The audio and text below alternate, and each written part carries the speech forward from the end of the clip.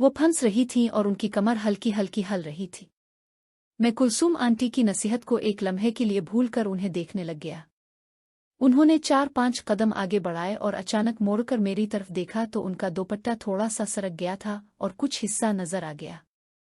मैंने फौरन नजर उठाकर उनकी आंखों में देखा तो हमारी नजरें मिल गईं। उनकी निगाह में कुछ नाराजी सी लग रही थी। उन्होंने मुझे देखते हुए सख्ती से कहा, चलू जाओ, कपड़े तब्दील करो और कमरे में जाकर सो जाओ। उनके लहजे में वाज़े सख्ती थी। मैं सर झुकाए तेजी से स्टोर रूम की तरफ चला गया, कपड़े बदले और अपने कमरे में जाकर लेट गया। कुलसूम आंटी का ये मिशन कामयाब हुआ या नाकाम ये मैं समझ नहीं सका था। बस इतना मालूम था कि उम्मी को गुस्सा आया था।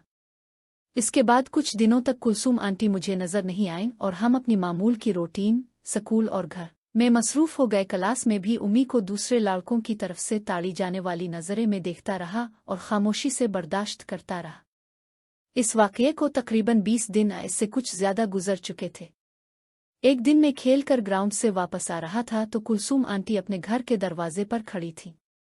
मुझे देखते ही वो मुस्करा दे उठी और मेरे सलाम का जवाब दिए बगैर घर के अंदर की तरफ हिट गईं, मुझे अंदर आने की जगह देती हुई। जैसे ही मैं उनके घर में दाखिल हुआ उन्होंने दरवाज़ा बंद किया और अचानक मुझे गिले लगा लिया। मुझे प्यार से देखते हुए बोले, किधर गायब हो गए थे तुम इतने दिनों से? मैंने कहा, आंटी मुझे डर लग रहा था। इस दिन उम्मी इतना गुस्सा में थीं कि लगा कि किसी को मार ही डालेंगी। कुलसूम आंटी ने मुझे गिले लगाए रखते हुए कहा, अरे इसकी फिक्र ना करो, बस तुम देखते जाओ मैं क्या करती हूँ। ये कहते हुए वो नीचे बैठ गईं और मेरे कपड़े दुरुस्त करते हुए मुझे करीब खींच लिया। वो बहुत जज्बाती हो रही थीं और मुझे प्यार कर रही थीं।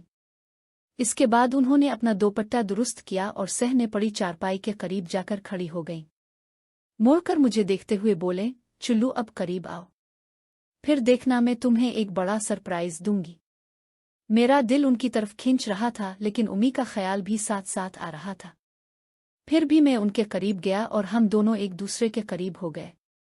वो बहुत जज्बाती हो गईं और हमने एक दूसरे को प्यार किया। कुछ देर बाद वो सुकून से सीधी हुई, मुझे प्यार से देखा, फिर बोले, कल छठी है ना? कल सुबह मैं तुम्हारे घर आऊंगी और तुम्हें एक खास सरप्राइज दूंगी। कैसा सरप्राइज? मैंने पूछा। वो कुछ सोचते हुए मुस्कुराएं और बोले, देखो अभी नहीं बताती, लेकिन तुम बीच में कुछ मत करना, बस मुझे देखकर इशारा कर देना। मैंने पूछा, मुझे क्या देखना है? वो बोले, कल सुबह तुम्हारी उम्मी को घर से एक खास चीज दी जाएगी। अगर वो इसे कबूल कर लें तो तुम फौरन मुझे आकर बता देना। मैं कुछ और ही सोच रहा था, मेरे तमाम अरमानों पर जैसे पानी फिर गया।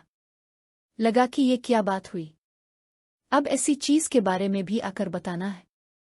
दिल ही दिल में ये बात मुझे बुरी लगी, लेकिन मैंने सर हिलाकर कहा, ठीक है आंटी, मैं बता दूंगा। आंटी तजर्बाकार थीं, मेरी हिचकिचाहट फौरन भांप गईं और बोले, देखो पूरी बात तुम्हें कल खुद समझ आ जाएगी, तुम बस ये जरूर कर देना करो।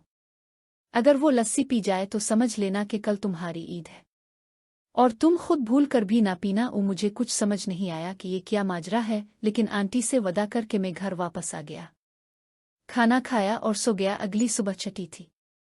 मैं जागा, नाश्ता किया और फिर घर में ही बैठ गया। दिल में बस यही था कि कब कोई आता है और क्या होता है। इसी इंतजार में इधर उधर घूमता रहा। आखिरकार 11 बजे के करीब सुबह आंटी के घर से एक बोतल आई। मैं फौरन किचन के आसपास घूमने लगा। उम्मी ने खाना पकाया, 12 बजे के करीब खुद भी खाया और हमें भी खिलाया, साथ ही लस्सी के 2 गिलास भी पी लिए। खाना खाने के बाद उम्मी ने मुझसे कहा, बर्तन उठा दो, मुझे कुछ हिम्मत नहीं लग रही। मैंने बर्तन उठाकर किचन में रखे। जब वापस आया तो उम्मी का सर दाएं बाएं झूम रहा था और आंखें खिल और बंद हो रही थीं। वो बिल्कुल ठीक नहीं लग रही थी। मैं उनके पास से गुजरा तो महसूस हुआ कि वो अपने हवास में नहीं हैं। मैंने छोटे बहन भाइयों को उम्मी के कमरे में टीवी पर कार्टून लगा दिया और खुद तेजी से भागकर कुलसूम आंटी के पास पहुंच गया। मैंने उन्हें बताया कि उम्मी ने किसी के 2 गिलास पी लिए हैं। ये सुनते ही कुलसूम आंटी बहुत खुश हुईं और कुलसूम आंटी ने कहा, मुझे बता दो कि घर पहुंच गए हो तो मैं आती हूँ। मैं दौड़ता हुआ घर पहुंचा और अंदर दाखिल हो गया। लाउंज में उम्मी फर्श पर पड़ी हुई थीं, जैसे गहरी नींद में हो या मदहोश। मैं उनके पास गया, हल्के से आवाज दी मगर कोई जवाब न आया। फिर बाजू से हल्का सा हिलाया तो भी कोई हरकत न हुई।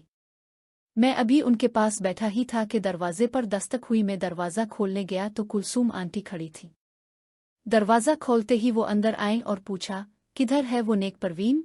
मैंने परेशानी से कहा, लाउनिज में हैन बेहोश हो गई है। मेरे चेहरे पर परेशानी के आसार देखकर कुलसूम आंटी मुस्कुराईं और बोले, फिक्र न करो, मैं तुमसे दोस्ती निभा रही हूँ। इसे कुछ नहीं होगा, बस थोड़ी देर आराम कर लेगी। हम बातें करते करते लाउनिज में पहुंचे। आंटी ने बाकी बहन भाइयों का हाल पूछा तो मैंने बताया कि वो कमरे में टीवी देख रहे हैं। आंटी ने इस कमरे का दरवाज़ा बाहर से बंद कर दिया और फिर उम्मी की तरफ मुतवज्जे हुई। उम्मी कालीन पर बिल्कुल सीधी लेटी हुई थीं, बेसुध। उनका दोपट्टा एक तरफ से सरक गया था और सीना और पेट का कुछ हिस्सा ढका हुआ था, बाकी जगह दोपट्टा साइड में पड़ा था। कुलसूम आंटी ने उम्मी की तरफ देखा, फिर मुझे देखते हुए सख्त लहजे में बोले, बड़ी शरीफ बन रही थी तेरी माँ। ये कहते हुए उन्होंने अपनी चादर उतारी और एक तरफ फेंक दी। मैं जल्दी से उनके करीब गया और सरगोशी में कहा, आंटी आहिस्ता बोले, उम्मी जाग जाएंगी। वो मुस्कुराएं और बोले, फिक्र ना करो, इस पर पूरा मोहल्ला भी शोर मचा दे तो ये नहीं जागेगी। लस्सी में कुछ खास चीज मिली हुई थी। मैंने हैरत और नाराजी से पूछा, आंटी आपने ऐसा क्यों किया? उम्मी को ऐसी चीज क्यों पिलाई? ये बात मुझे बहुत बुरी लगी थी, इसलिए मेरा लहजा खुद ब खुद सख्त हो गया। आंटी ने मुझे गुस्से और हैरत से देखा और बोले, मैं ये सब तेरे लिए कर रही हूँ और तो मुझ पर ही नाराज हो रहा है। मुझे पहले ही गुस्सा था कि वो उम्मी को बुरा भला कह रही थी, और अब ये बात कि उन्होंने किसी के साथ मिलकर उम्मी को ऐसी चीज पिलाई, ये सुनकर मुझे और भी तकलीफ हुई। मैं घर का लाडला था, मुझसे कभी किसी ने इस तरह सख्ती से बात नहीं की थी और ये सारी सूरत-ए-हाल मुझे बहुत अजीब और गलत लग रही थी। मैंने कहा, ठीक है, लेकिन अब जिस तरह बात कर रही है थी जो फितरी तौर पर माँ के वजूद की तरफ खींचती थी, लेकिन माँ की बेइज्जती और तजलील मुझसे बर्दाश्त न हो रही थी। अभी कुछ लम्हे पहले जो दिल में उम्मी के जिस्म की तरफ कशिश थी वो अब बदल चुकी थी। कुलसूम आंटी मुझे एक खतरनाक औरत लग रही थीं जो उम्मी को नुकसान पहुंचाने पर तली हुई थी। मैंने उनकी बात सुनकर कहा, आंटी अब ये किस तरह की बातें कर रही है? उम्मी को इस तरह बुरा भला क्यों कह रही है? ये कौन सा तरीका है? ये सुनते ही वो और ज्यादा गुस्से में आ गईं और सख्त लहजे में बोले, अरे तो मुझे तमीज सिखाएगा? तेरी इतनी औकात के मुझसे इस तरह बात करे? उनकी बात सुनकर एक लम्हे को मुझे डर लगा कि अगर उन्होंने ये बात किसी और को बता दी तो मैं बुरी तरह फंस जाऊंगा। लेकिन अगले ही लम्हे मेरे ज़हन में ख्याल आया कि अगर कोई पूछे तो मैं कह दूंगा कि आंटी घर की किसी चीज़ के बारे में पूछ रही थी। मैंने ना बताया तो वो नाराज़ हो गई। ये सोचते ही मेरा डर कुछ कम हुआ और मैंने उनकी तरफ थोड़ा गुस्से से देखते हुए कहा, अब ये घटा अंदाज में बात मत करो। अगर आपको बदला लेना है तो मुझे अहमक बनाकर और हमारी तजलील करके ना लो। मैंने आपसे दोस्ती जल होने के लिए तो नहीं की थी। आप गलत कर रही हैं। मुझे थोड़ा गुस्सा था इसलिए ये सब बोल गया। कुलसूम आंटी आगे बढ़ी, मेरे करीब आईं और अचानक मुझे एक जोरदार थप्पड़ मार दिया। दांत पीसते हुए बोले, नारंगी के बच्चे, तुम्हारी ये जुर्रत! फिर उन्होंने मेरे बाल पकड़कर जोर से झटका दिया और एक और थप्पड़ मारा। बोले, तुम इस इज्जत और कुर्बत के लायक ही नहीं थे। कहते हुए उन्होंने मुझे जोर से धक्का दिया जिससे मैं उम्मी के ऊपर जा गिरा। कुलसूम आंटी ने मुझ पर गुस्से और नफरत भरी निगाह डाली, अपनी चादर उठाई और सख्त लहजे में बोले, अब सारी उम्र अकेले ही रहना। तुम इस काबिल नहीं थे कि तुम्हें वो खुशी दूं जो दे सकती थी। मैं उनसे उम्र में बहुत छोटा था, गुस्सा तो बहुत था, लेकिन मैं ये भी जानता था कि उनका मुकाबला नहीं कर सकता। इसलिए फर्श पर पड़े पड़े ही मैंने की तरफ देखते हुए कहा, दफ हो जाओ, अपनी बुरी शक्ल लेकर मेरे घर से निकल जाओ। तुम दोस्ती के लायक नहीं थे, गलती मेरी थी, इसलिए तुम दफ हो जाओ। कुलसूम आंटी ने मुझे गुस्से से घूरा, सख्त लहजे में बोले, जा निकल जा कुत्ते के बच्चे, और उठकर बाहर की तरफ चल पड़े।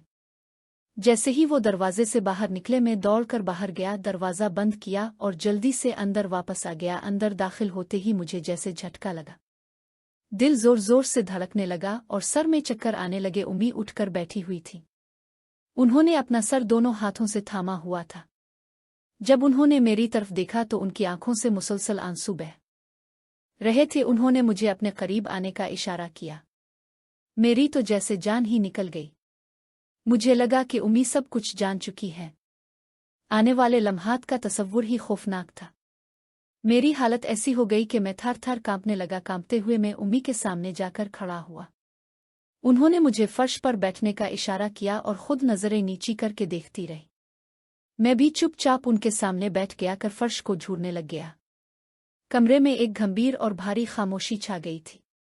कुछ देर इसी सन्नाटे में गुजरने के बाद उम्मी ने आहिस्ता से खामोशी तोड़ी। सर अब भी झुकाए हुए बोले, मैं कुछ तो समझ गई हूं कि मामला क्या है, लेकिन एक बात मुझे समझ नहीं आ रही कि मेरी तरबियत में कहाँ कमी रह गई जो तुम मुझसे खिलकर बात करने के बजाय इस औरत के करीब हो गए। फिर थोड़ी सी तवक्कुफ करके वही सख्ती आवाज में शामिल करते हुए बोले, मुझे शुरू से आखिर तक सारी बात बताओ। कोई झूठ नहीं, कोई बात छुपाना नहीं। अगर सच बोलोगे तो शायद तुम्हारी जान बच जाए, वरना मुझे 70% बात तो पहले ही पता चल चुकी है। उनका सर अब भी नीचे झुका हुआ था, लेकिन आवाज में ऐसी सख्ती थी कि मेरे रूंगटे खड़े हो गए। मैंने डरते डरते उनकी तरफ एक नज़र उठाई और फिर नज़रें झुका ले। आखिरकार हिम्मत करके शुरू से आखिर तक सब कुछ बता दिया। स्कूल में उन्हें दूसरे लड़कों की नज़रें पड़ने वाली बात, सर की शिकायत, कुलसूम आंटी का मुझे डांटना, फिर उनका मुझे अपने घर बुलाना, उनकी बातें, उनका मुझे करीब लाना, सब कुछ। अलबत्ता जहां बात उनके दरमियान करीब होने और जिस्मानी ताल्लुक की तरफ गई, वहां मैंने अल्फाज को बहुत गोलमोल कर दिया। सिर्फ इतना कहा कि आंटी मुझे अपने करीब खींचती रहे और मैं गलती करता गया। उम्मी इस दौरान खामोशी से बैठी रही। वो नाखून से फर्श पर लकीरें खींचती रहे, कभी एक सीधी कभी टेढ़ी।